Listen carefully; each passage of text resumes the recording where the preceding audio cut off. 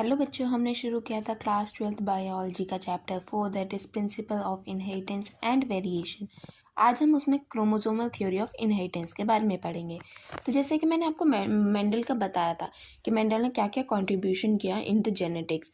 लेकिन क्या हुआ कि जब उसने अपना वर्क पब्लिश करवाया इनहेरिटेंस के बेसिस पे ऑफ कैरेक्टर्स का 1865 में, तो क्या हुआ, कुछ रीजंस की वजह से उसका वर्क जो था वो अनरिकॉग्नाइज रह गया। आप कह सकते हैं कि 1865 में ये कह सकते हैं कि कम्युनिकेशन बहुत ज़्यादा नहीं था। उस टाइम पे इतनी टीवीज़ वगैरह सोशल मीडिया वगैरह नहीं थे, तो इसकी वजह से क्या हुआ, उसका वर्ल्ड वाइड रिकॉग्निशन नहीं हो पाया उसके वर्क का।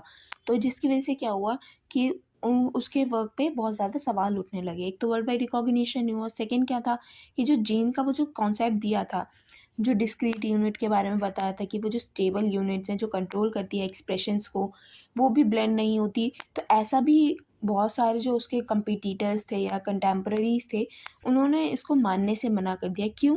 क्योंकि ये होता है कि नेचर में उन्होंने वेरिएशन देखे, लेकिन अगर मेंडल की बात मानी जाए तो उसके हिसाब से तो वेरिएशन आ ही नहीं रहते, क्योंकि कोई ब्लेंड ही नहीं हो रहा था। लेकिन नेचर में वेरिएशन थे, तो इस वजह से उन लोगों ने बात मानने से मना कर दिया।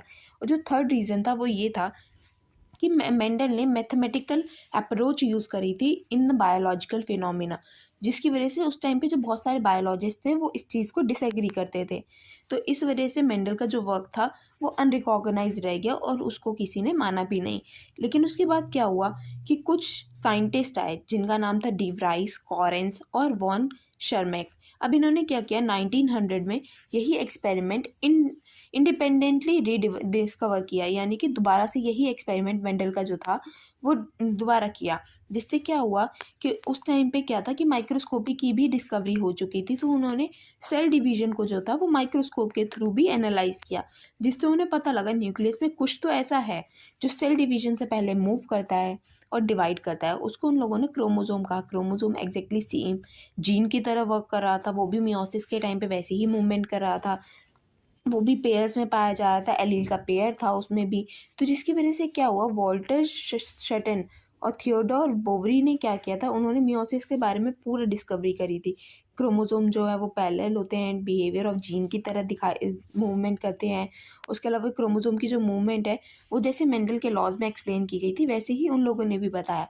तो इससे क्या हुआ कि जो मेंडल का वर्क था वो काफ़ी हद तक प्रूफ होने लग गया। तो आई होप आप लोगों को ये सब समझ आया होगा। समझ आया तो do let me know in the comment section, और चैनल पे बने रहिएगा ताकि इसके आगे का पार्ट आप लोग देख सकें और समझ सकें। और वीडियो को लाइक कर दीजिएगा, चैनल को सब्सक्राइब कर दीजिएगा, बेल आइकन प्रेस कर दीजिएगा। थैंक